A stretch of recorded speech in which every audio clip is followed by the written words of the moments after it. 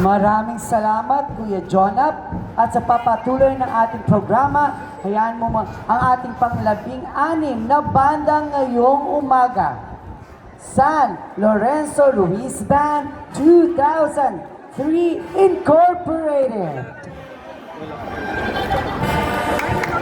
Noong taong 1986, itinatag ang bandang ito na nagsimula bilang San Lorenzo Ruiz Drum and Lyre.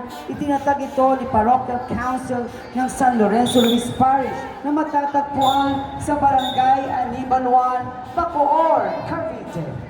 Nang dumating ang taong 1998, ipinagkatiwala ni Parokya ang banda ni Ginoong Robin Espana kasama ang tulong ni Ginoong Jesse San Miguel na pagpasyahan ni Ginoong Espana na gawing marching band ang grupo, kaya naman kalaunay nakilala ito bilang San Lorenzo Ruiz Band of Bacoor, Cavite.